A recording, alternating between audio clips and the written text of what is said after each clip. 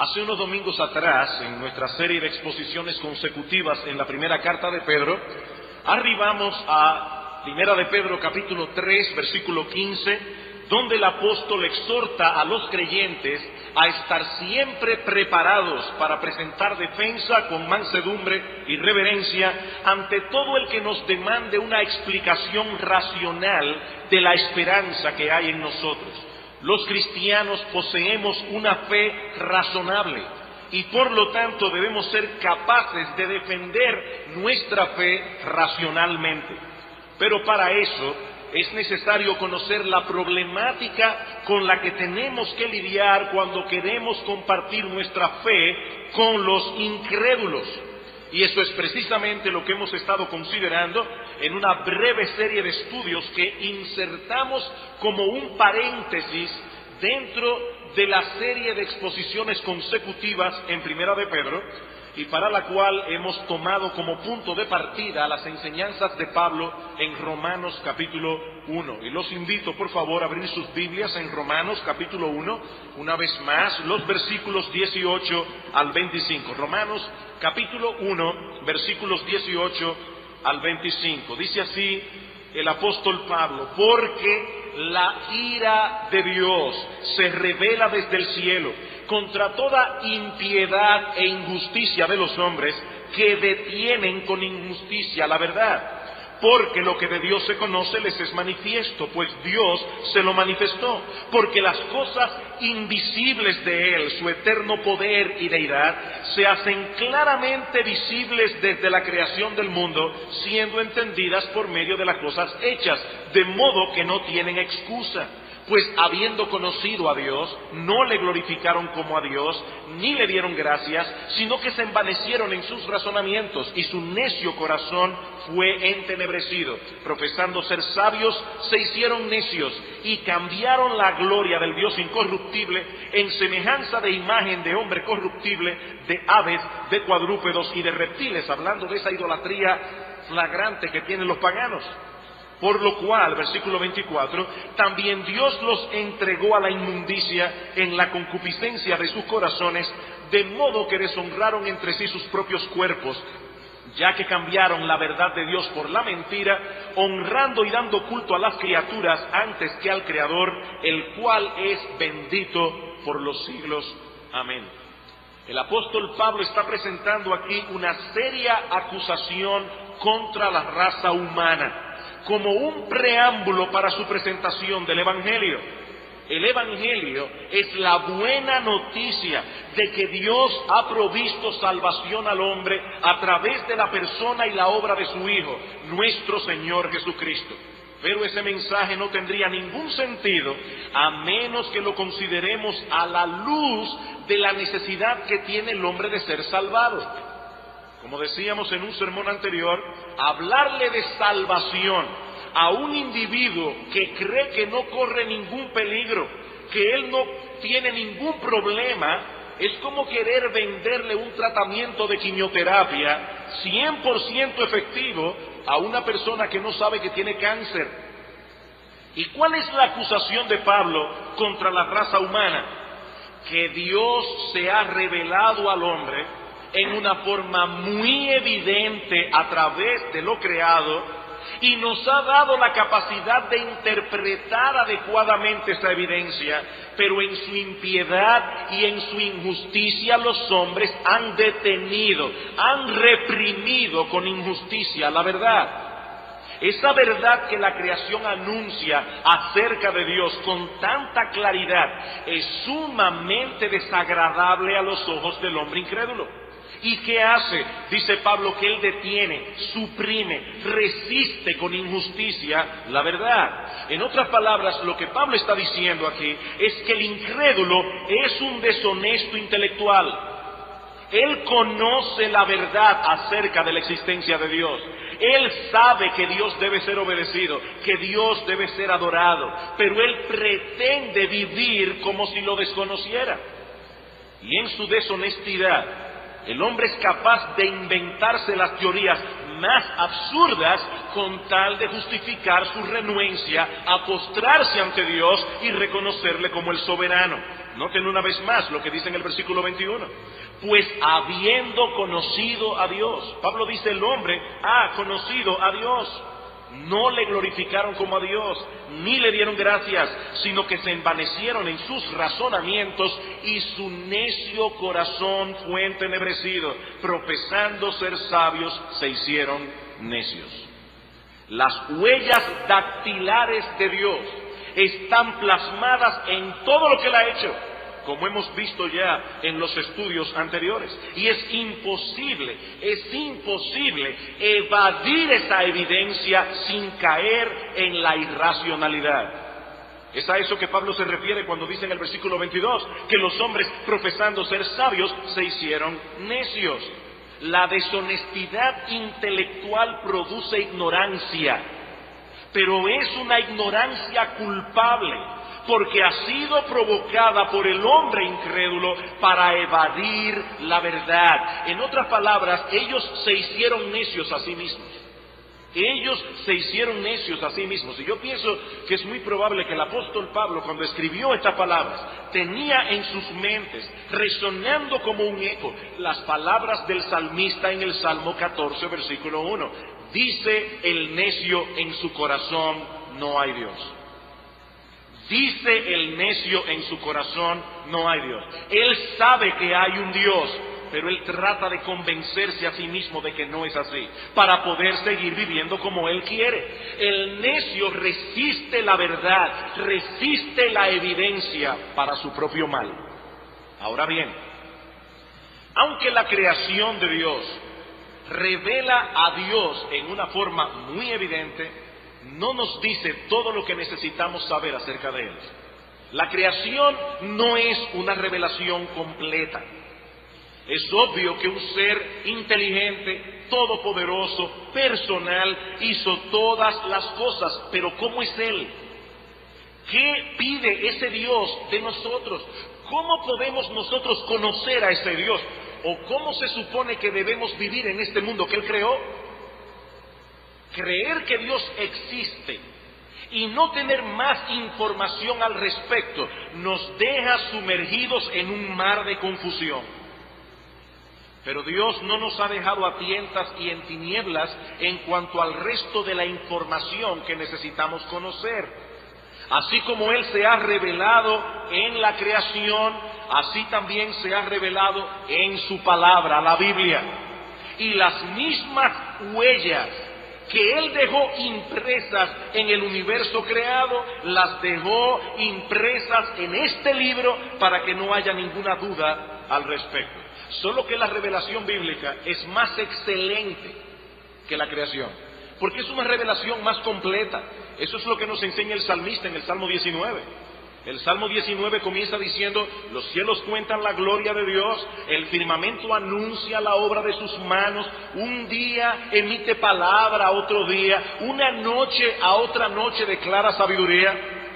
Y dice el salmista: no hay lenguaje ni palabra, ni es oída su voz, pero por toda la tierra salió su voz, y hasta el extremo del mundo sus palabras. La creación revela a Dios. Sin embargo, en el versículo 7 de ese mismo Salmo, dice el salmista: la ley de Jehová es perfecta. La revelación bíblica, es lo que le está diciendo, es perfecta, es completa, que convierte el alma. El testimonio del Señor es fiel, que hace sabio al sencillo. Así que la revelación bíblica es más completa, es más excelente que la revelación que Dios nos ha dejado en la creación. Y ese es precisamente el tema que yo quisiera comenzar a considerar en esta mañana bajo dos encabezados. Veremos en primer lugar la necesidad de una revelación divina, y en segundo lugar veremos que esa revelación es la Biblia. Veremos en primer lugar que hay una necesidad de que Dios se revele al hombre en un libro con proposiciones lógicas y racionales que nosotros podamos leer, estudiar y comprender. Pero en segundo lugar vamos a ver que esa revelación es la Biblia. Mi intención original era traer esos dos puntos en la mañana de hoy, pero a medida que fui trabajando en el sermón, el material comenzó a crecer y a crecer, así que vamos a ver esto en dos partes. Este domingo vamos a ver la necesidad de una revelación divina y en segundo lugar, el domingo que viene, si el Señor lo permite, veremos por qué nosotros creemos que esa revelación es la Biblia. Veamos entonces, hermanos, en primer lugar, la necesidad de una revelación divina. Como hemos dicho ya, las evidencias que Dios ha dejado en su creación son tan claras, tan evidentes, que muy difícilmente pueden ser evadidas. Pero el incrédulo no se deja vencer fácilmente. Y si no puede negar que Dios existe, entonces negará que la Biblia sea su palabra. Entonces, está bien, yo creo en Dios, pero yo no creo en la Biblia. Pero esa es una postura que crea todavía más problemas que la de aquellos que niegan la existencia de Dios.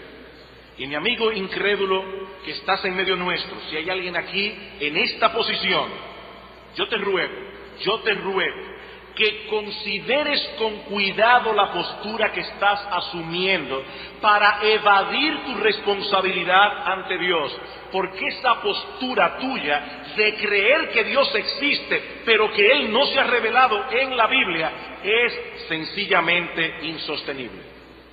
Eso es insostenible. ¿Cuáles serían las consecuencias de vivir en un mundo como este, creado por Dios, sin que Dios se hubiese revelado al hombre en un libro infalible, inerrante, como nosotros los cristianos decimos que la Biblia es? ¿Cuáles serían las consecuencias? Bueno, en primer lugar, y advierto, hermanos, los incrédulos a veces atacan a los cristianos diciendo que nuestra fe es demasiado simple.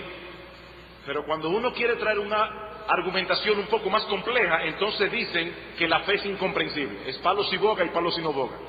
No todos los procesos de argumentación son simples, hay algunas cosas que no se pueden explicar tan simplemente, aunque vamos a hacer el intento. Ahora, yo creo que todos los argumentos juntos hacen un caso que todos pueden entender. Entonces, veamos en primer lugar, ¿cuáles serían las consecuencias de vivir en un mundo como este creado por Dios sin una revelación bíblica? Bueno, en primer lugar, sin una revelación divina no es posible conocer la verdad. Ninguna verdad. Sin una revelación divina no es posible conocer la verdad. Todo hombre asume, consciente o inconscientemente, que la verdad existe.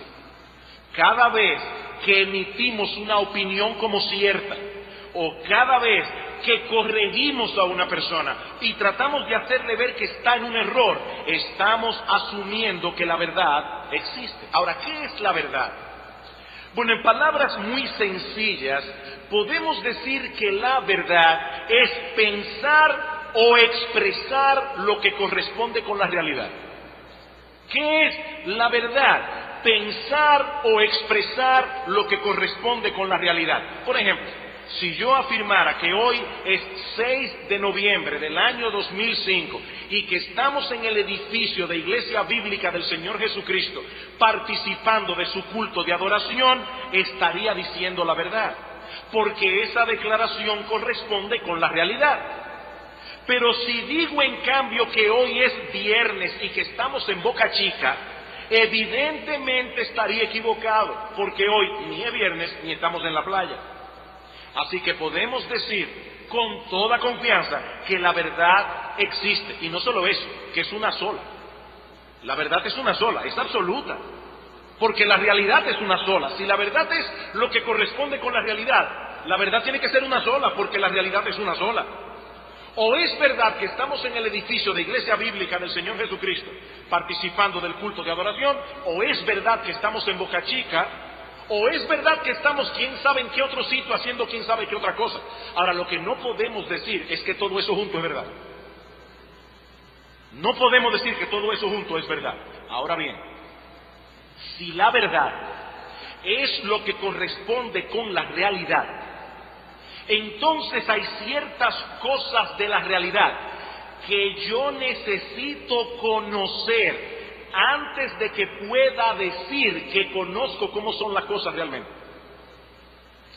Voy a repetirlo para que me sigan. Si la verdad es lo que corresponde con la realidad, entonces hay ciertas cosas, ciertas piezas claves de la realidad que yo necesito imprescindiblemente conocer antes de que yo pueda estar seguro de que yo conozco cómo son las cosas realmente. Por ejemplo, la perspectiva que alguien tenga de la realidad de las cosas será muy diferente si ese alguien parte de la premisa de que fuimos creados por Dios, o si esa persona asume que el universo es el producto de fuerzas ciegas e impersonales. Esas presuposiciones van a cambiar mi percepción de la realidad.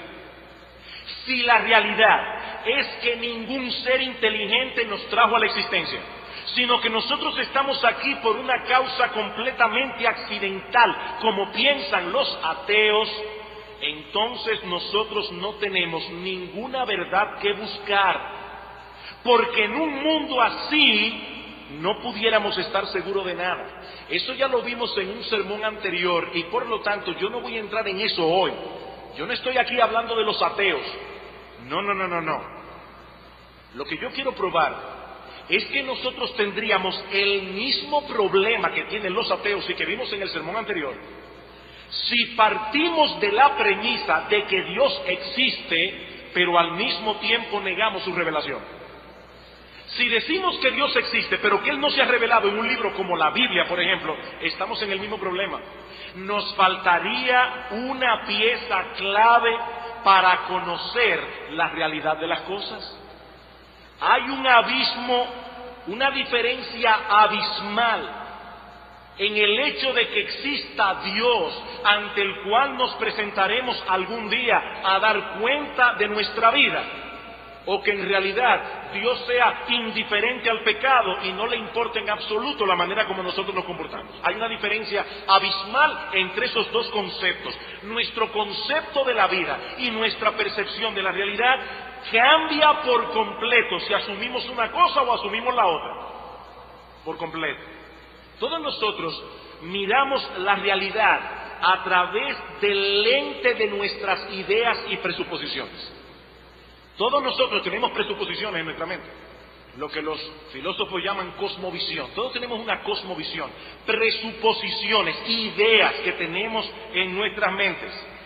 Si ese lente, si ese conjunto de ideas o presuposiciones está mal, nosotros tenemos un lente desenfocado y no podremos ver bien, no podremos percibir la realidad como la realidad es. Bueno, pues lo mismo pasa con alguien que tiene una idea equivocada de Dios. Si el Dios de la Biblia existe, el de la Biblia, santo, justo, todopoderoso, bueno, etc. Si ese Dios existe, la realidad a nuestro alrededor tiene que tener una lectura o una interpretación muy diferente a la de aquel que asume que ese Dios no existe. Hay una lectura diferente, una interpretación diferente. El problema de aquellos que niegan que Dios se haya revelado en un libro, como la Biblia, por ejemplo, es que carecen de una pieza clave para poder interpretar correctamente la realidad. Y por lo tanto, lo mejor que pueden hacer es no opinar acerca de nada. No opinar acerca de nada. Permítanme explicar esto desde otra perspectiva, para que si alguien todavía está enredado con este proceso de argumentación, entienda esto.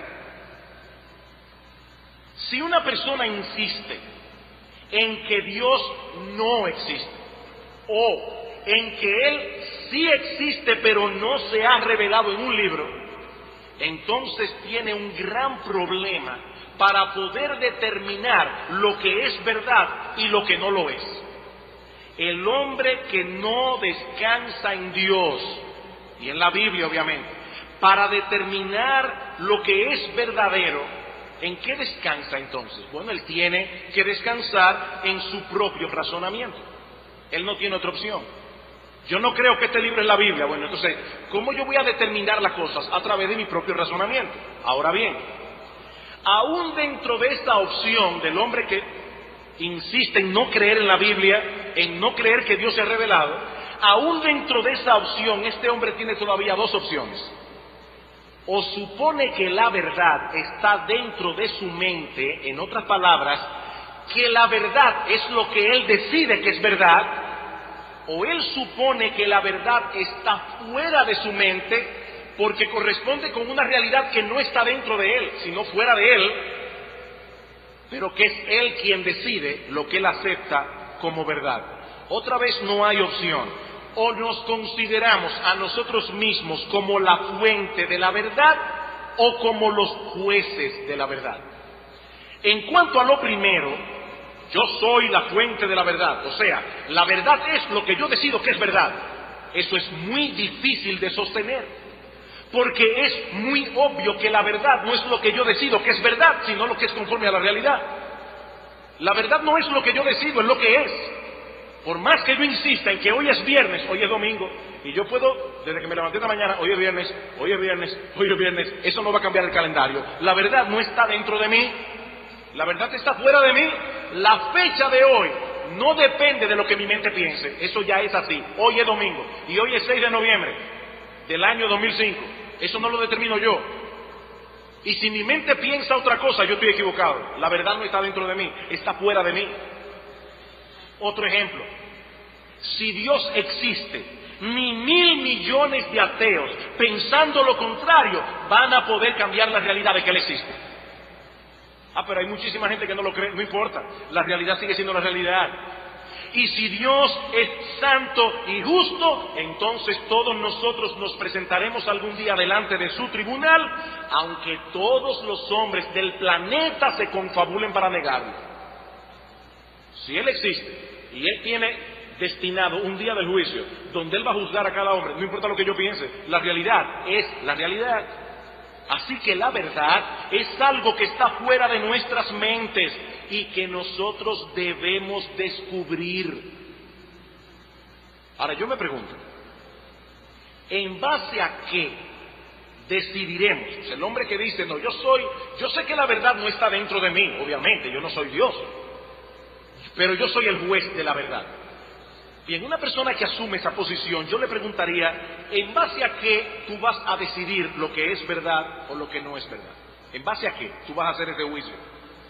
Como yo decía hace un momento, el hombre que niega la revelación de Dios no tiene otra opción que constituirse en juez de la verdad. Él es quien decide lo que él acepta como verdad y lo que no. Pero eso plantea un gran problema. Yo te pido, mi amigo, que escuches con atención el problema que tienes. Un gran problema. Como bien señala Richard Ramsay, todas las verdades están relacionadas entre sí, todas, porque vivimos en un universo donde todas las cosas están interconectadas. Y cualquier nueva verdad que se descubra por allí pudiera echar por tierra lo que nosotros creíamos que era la verdad. ¿Acaso no vemos eso una y otra vez en el campo de la ciencia? Una y otra vez. ¿Cuántas veces ha sucedido que hombres de ciencia han elaborado una hipótesis científica, hacen algunas pruebas en el laboratorio y parecen por fin tener en la mano algo seguro? Pero luego viene alguien y les hace ver que estaban equivocados, o que había un elemento importante que ellos no habían descubierto o no habían tomado en cuenta, y de repente toda la hipótesis se cae como un castillo de naipes. ¿No ha pasado eso muchísimas veces? Hasta que llegó Einstein, la física newtoniana era aceptada como palabra de Dios. Vino Einstein y demostró que Newton estaba equivocado en algunos puntos importantes. Eso ha pasado una y otra vez. Así que para estar completamente seguros de algo, nosotros tendríamos que saberlo todo. Para estar completamente seguro de algo, como todo está interconectado, nosotros tendríamos que saberlo todo, pero cualquier hombre en su sano juicio sabe que no lo sabe todo. ¿Qué opción le queda entonces? Ninguna. ¿Qué opción le queda? Ninguna. El hombre que decide hacerse el juez de la verdad no tiene otra opción que aceptar su propia ignorancia y no opinar nada. Decir como Sócrates, yo solo sé que no sé nada. No opinar nada. Es incongruente afirmar que somos los jueces de la verdad y al mismo tiempo afirmar categóricamente que nosotros conocemos algo como verdad. Pero Dios no ha dejado al hombre atrapado en ese laberinto. Gracias al Señor. Él es la fuente de la verdad. Y Él se ha revelado en un libro infalible, que si bien no nos provee un conocimiento exhaustivo de la realidad, sí nos provee un conocimiento verdadero y seguro de ello. Como bien señala Richard Ramsey, descansar en la revelación que Dios nos ha dado es la única manera de estar seguro de algo, porque Dios sí conoce toda la verdad. Dios sí puede hablar porque Él lo conoce todo. En Juan capítulo 17, versículo 17, el Señor Jesucristo está orando al Padre por sus discípulos. Y en su oración dice: Padre, santifícalos en tu verdad. Y entonces añade: tu palabra es verdad. Cristo aceptó las Escrituras, la Biblia, como la verdad revelada de Dios. Sin esa revelación el hombre está completamente perdido. Le faltan piezas claves, muchas piezas claves para poder interpretar la realidad. Yo sé que muchos incrédulos no han visto aún que esa es la implicación de su postura. Ellos no lo han visto. Por eso siguen siendo incrédulos y hablando con autoridad. Ellos no han visto la implicación. Ahora, hay otros que sí lo han visto. Otros que se han dado cuenta del problema, pero que están dispuestos a pagar el precio de vivir presuponiendo que el mundo es un lugar absurdo antes que tener que postrarse ante Dios. Ahora, ellos han visto el problema. Por ejemplo, el filósofo alemán Friedrich Nietzsche. Nietzsche parte de la premisa de que no existe Dios. Él es el filósofo de la muerte de Dios. Dios ha muerto. Y eso lo lleva a la conclusión de que todas las categorías que requieren de una fuente divina, como la verdad, el propósito y significado de la vida, el conocimiento, él llega a la conclusión de que así como Dios no existe, esas cosas tampoco existen. Nietzsche vio el asunto. La verdad, dice él, es una ilusión, es una ficción creada por los hombres para poder sobrevivir. Nietzsche fue un apóstol de la irracionalidad. Él vio la implicación de que negar la existencia de Dios necesariamente era negar también la existencia de la verdad, era negar la existencia del conocimiento, era negar la existencia del propósito y significado de la vida. Él lo vio y estuvo dispuesto a pagar ese precio. Ahora bien, si una persona realmente creyera eso, lo que Nietzsche dice que creía, ¿no debería dedicarse a escribir libros? Una persona que cree eso, ¿no debería escribir libros, tantos libros como este hombre escribió, llenos de declaraciones categóricas que él plantea como verdaderas? Nietzsche no duda en lo que dice. No existe la verdad, excepto la verdad mía. No existe el conocimiento, excepto el que yo tengo.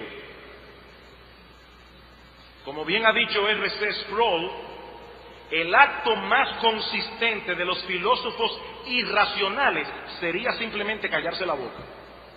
Eso sería lo más consecuente, callarse la boca. De hecho, hay un filósofo griego llamado Cratilo, que según los datos que tengo, él decidió callarse la boca. Él optó por el silencio, no habló más. Él entendió esto y no habló más. Sigue diciendo Sproul: si no pueden decir nada con significado, ya que no hay nada significativo que decir según ellos, ¿por qué continuar balbuceando? Sin embargo, ellos insisten en hablar y escribir en una palabra. Ellos argumentan por la verdad de su posición, pero sus argumentos no tienen base para validarlos o invalidarlos, porque ellos mismos han abandonado la ley de la validez. Todo es irracional. Entonces, ¿para qué tú estás hablando? ¿Para qué tú estás hablando? Estos pensadores a la larga terminan en un callejón sin salida. ¿Saben por qué? Porque nadie puede vivir consistentemente con esa postura. Por eso siguen hablando y siguen escribiendo y lamentablemente engañando y seduciendo a muchos incautos. Mi amigo incrédulo que estás en medio nuestro, por favor pondera esto por tu propio bien. Negar que Dios se ha revelado es negar la posibilidad de conocer la verdad. Negar que Dios se ha revelado es negar la posibilidad de conocer la verdad. Ahora, ¿sabe cuál es tu problema? Tu problema es todavía mayor, porque nadie puede negar que la verdad sea imposible de conocer. ¿Por qué? Porque negar algo así presupone un gran conocimiento. Nadie puede negar que la verdad sea imposible de conocer, porque negar eso en sí mismo implica un gran conocimiento. Tú te estás refutando a ti mismo. Déjame ilustrártelo de esta manera. ¿Qué dirían ustedes de una persona que se detiene frente a un pizarrón donde alguien ha escrito un complicadísimo problema matemático y después de examinarlo por un tiempo, él concluye que ese problema no tiene solución? ¿Qué tú pensarías de esta persona? ¿Que es un ignorante o que tiene un conocimiento increíble de matemáticas? Porque usted me pone a mí frente a una pizarra con un problema complicado de matemática y yo lo que te voy a decir es que yo no entiendo ni pío. Pero esta persona se va a detener allí, lo va a ver por un tiempo y va a decir, ese problema no tiene solución. Para tú decir eso, tienes que saber mucha matemática. Mucha matemática. Bueno, ¿qué es lo que hace el incrédulo? El incrédulo se para frente al pizarrón de la vida, frente al pizarrón del universo, y él dice, ese problema no tiene solución, la verdad no puede ser conocida. Mi amigo, es que para tú decir una cosa así, tú tienes que tener mucho conocimiento. No mucho conocimiento, no. Tú tienes que tener un conocimiento similar al de Dios. Similar al de Dios. Para tú negar algo así, tú tienes que saberlo todo. Y por lo tanto te estás rebatiendo a ti mismo. Porque tú dices que la verdad no puede ser conocida. ¿Cuál es el problema entonces?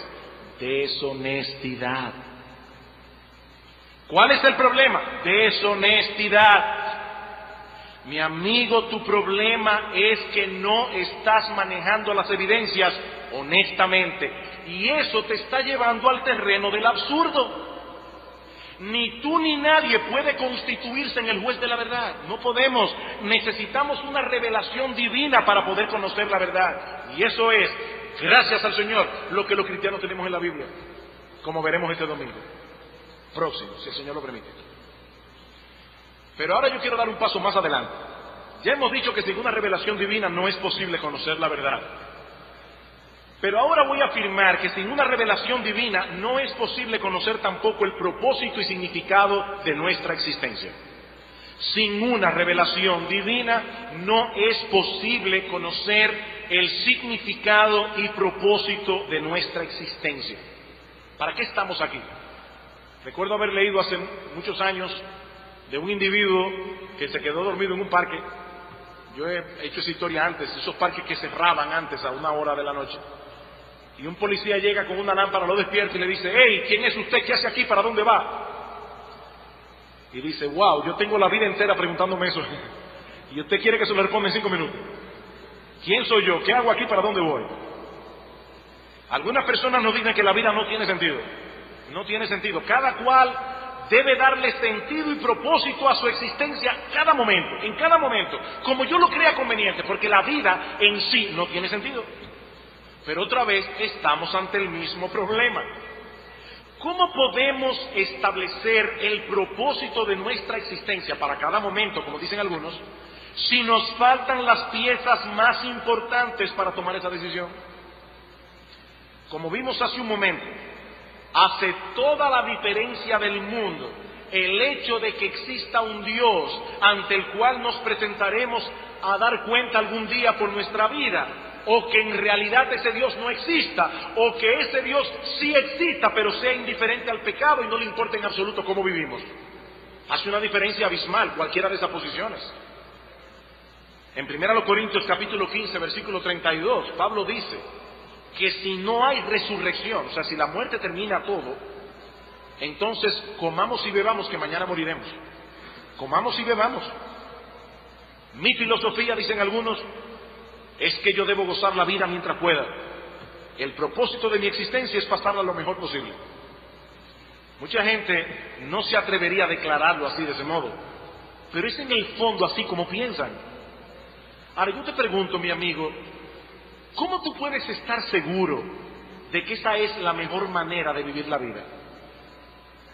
Mi amigo, si hay una resurrección, y todos nosotros nos presentaremos algún día delante de Dios para dar cuenta de nuestra vida, entonces tú estás en un gravísimo problema.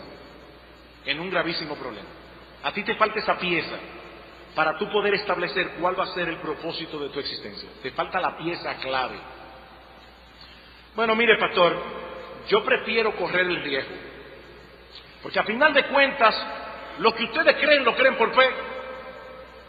Ustedes tampoco pueden estar seguros, es por fe.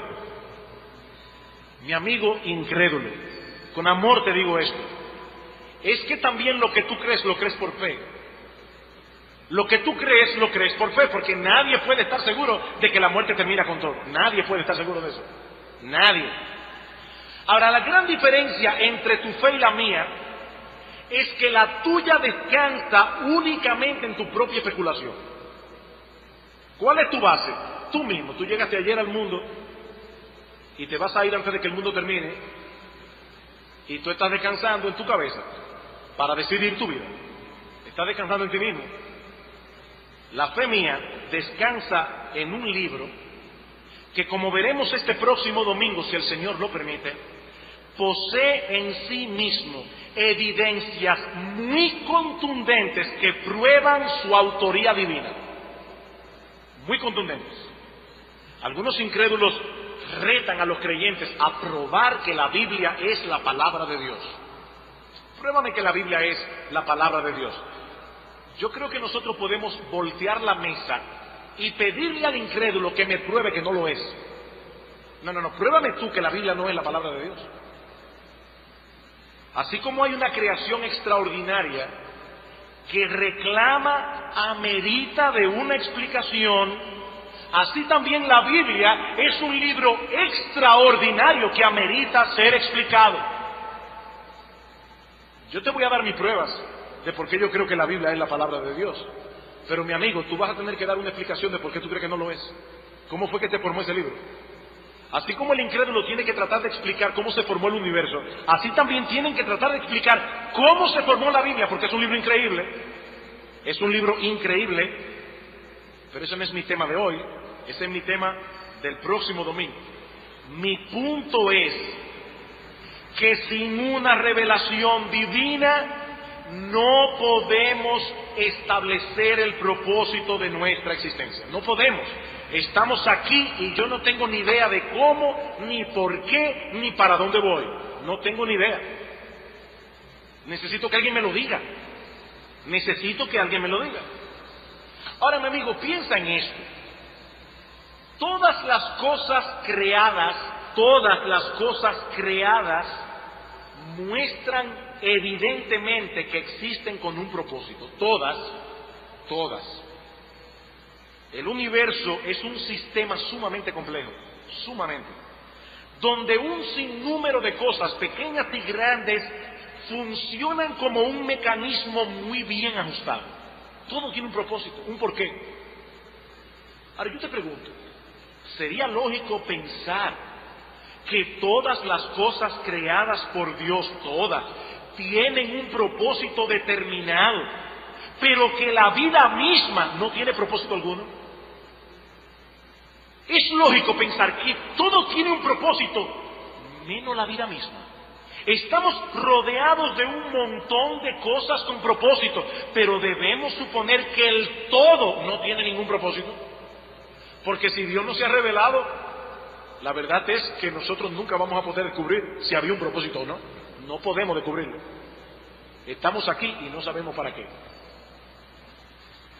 Eso no solo es absurdo, sino que contradice ese anhelo que tú tienes en tu corazón de darle propósito y significado a la vida. Dice C.S. Lewis, que en una época de su vida fue ateo, dice: si todo el universo no tiene significado, nosotros nunca hubiésemos descubierto que no tiene significado. Escuchen esto. Si todo el universo no tiene significado, nosotros nunca lo hubiésemos descubierto. Nunca. Y él explica, del mismo modo que si no hubiera luz en el universo y ninguna criatura con ojos, nunca hubiésemos conocido la oscuridad. Nunca. Oscuridad, ese concepto, no hubiese tenido sentido para nosotros ¿Por qué nosotros conocemos la oscuridad? Porque conocemos la luz. Si no conociéramos la luz, no sabríamos que existe tal cosa como la oscuridad. Bueno, es precisamente porque el mundo tiene sentido, es precisamente porque el mundo tiene significado y propósito, y nosotros lo hemos visto, que los hombres procuramos darle propósito a nuestra existencia. El que no le encuentra propósito se quita la vida. Tú estás vivo porque en el fondo de tu corazón tú crees que hay un propósito para ti de estar aquí. Y tú estás buscando darle sentido a tu vida. Pero mi amigo, yo te estoy diciendo que sin una revelación divina esto es imposible. A ti te faltan piezas claves. A ti te faltan piezas claves. Los cristianos sabemos por qué estamos aquí. No porque somos más inteligentes. Para nada, todo lo contrario. No porque somos más inteligentes, sino porque nosotros creemos que la Biblia es la palabra infalible e inerrante de Dios. Por eso lo sabemos. Y en ella se nos enseña que Dios nos creó para que vivamos para su gloria y para que gocemos de Él por siempre. Miren qué sencillo. ¿Para qué fuimos creados?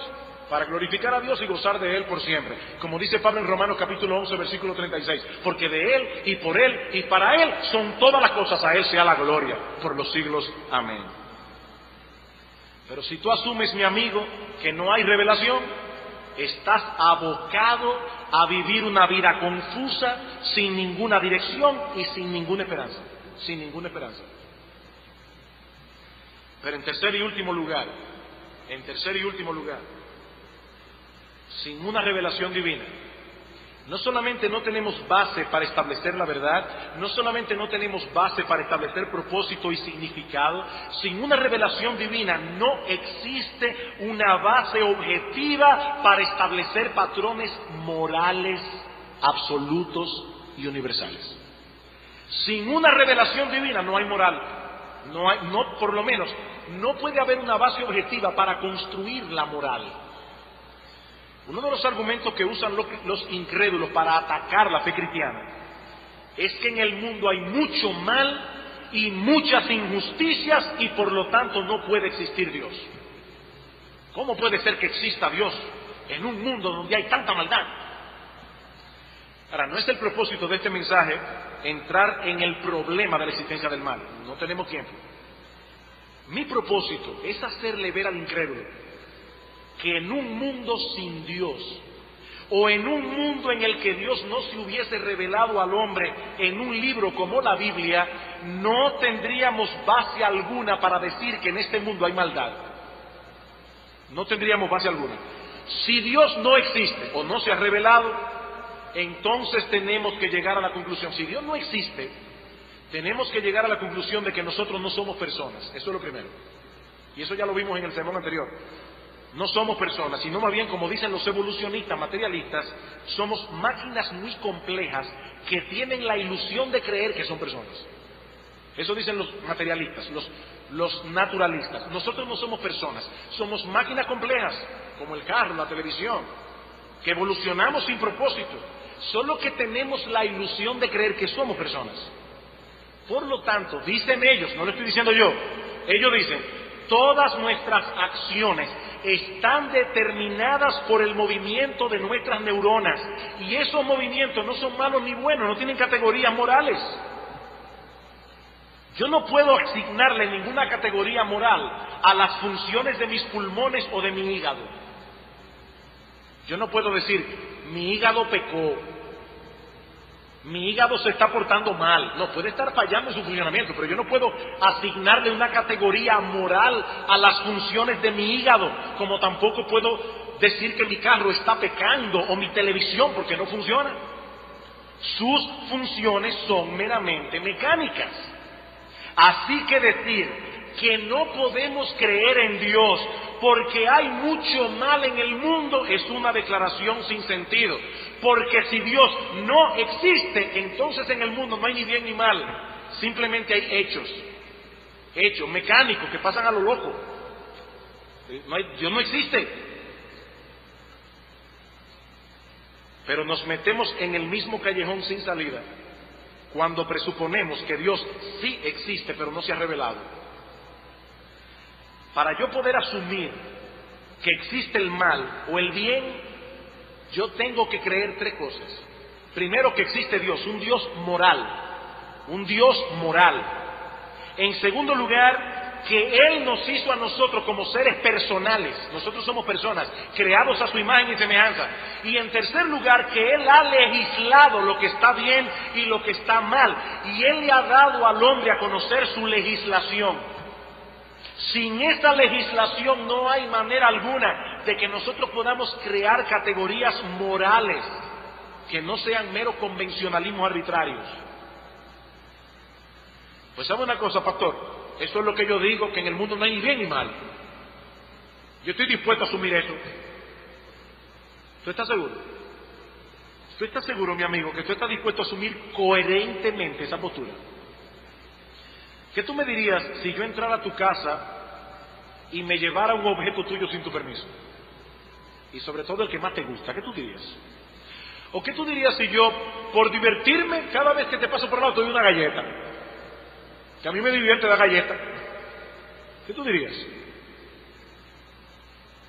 Lo cierto es que nadie puede vivir coherentemente con la filosofía de que no existe ni el bien ni el mal. Nadie puede vivir coherentemente con esa postura.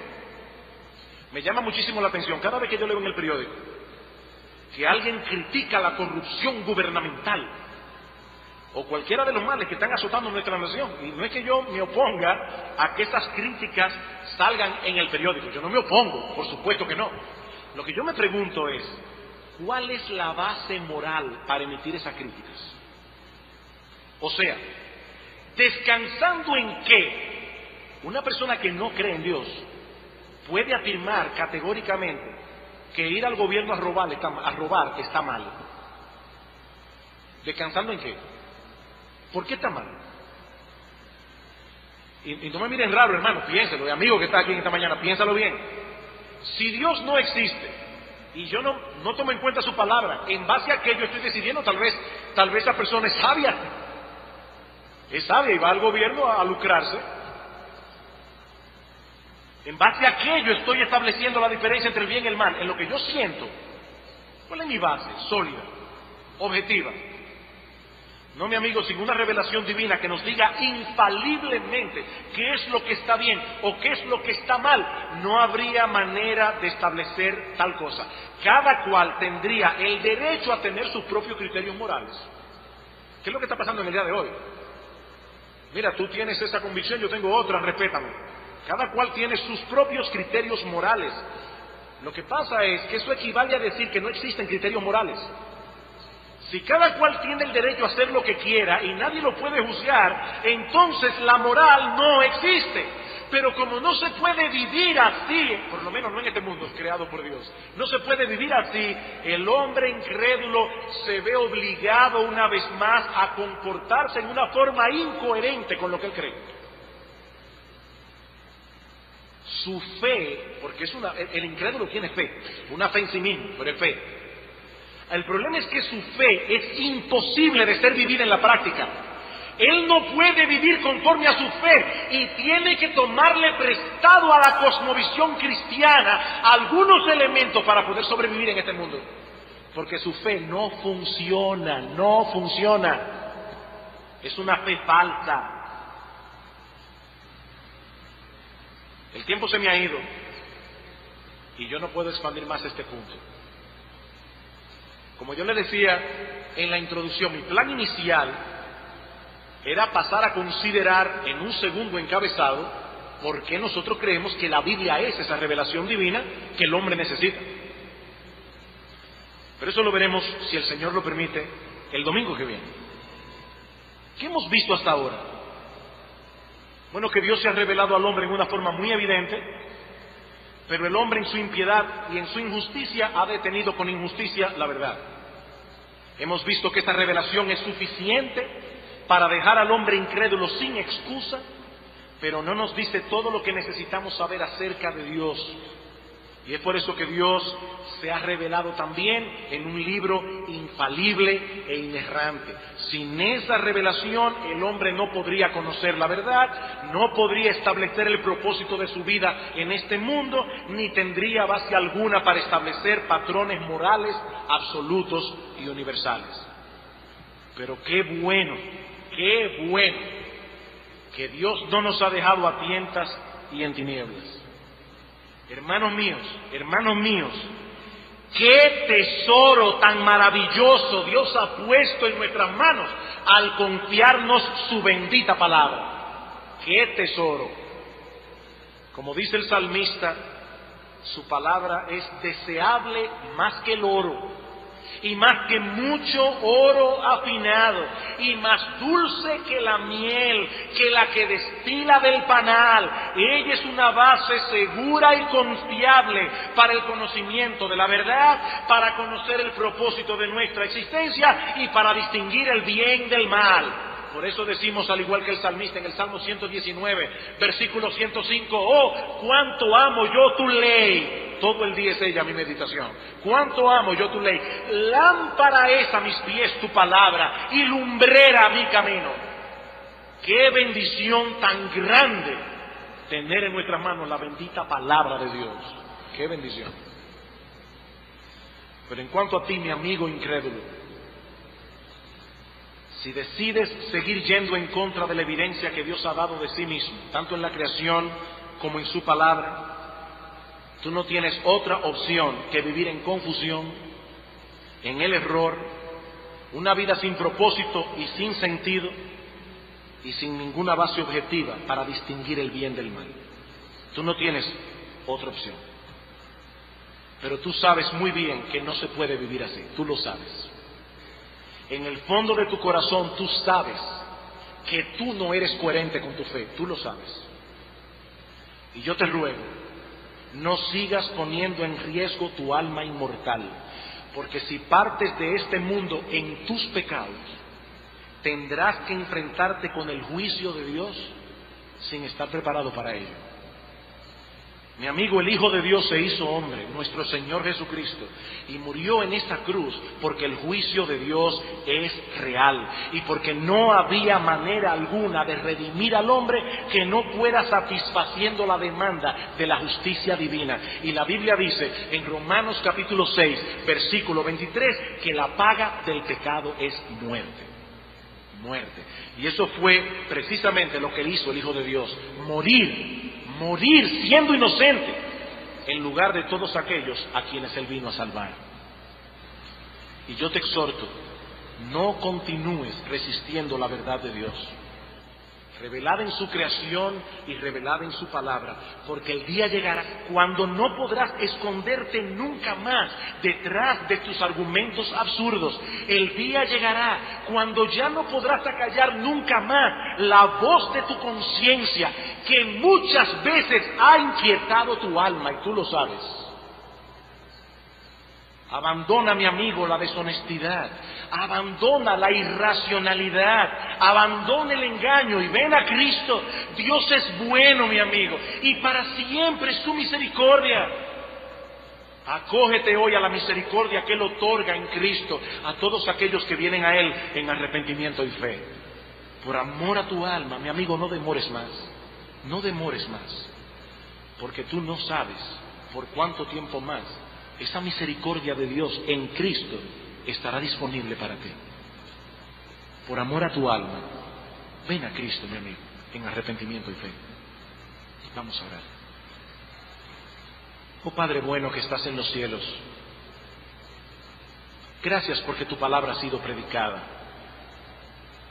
Señor y Dios Todopoderoso, hoy tocamos algunas cosas que pueden ser complejas, pero el que sean complejas no elimina el hecho de que sean relevantes.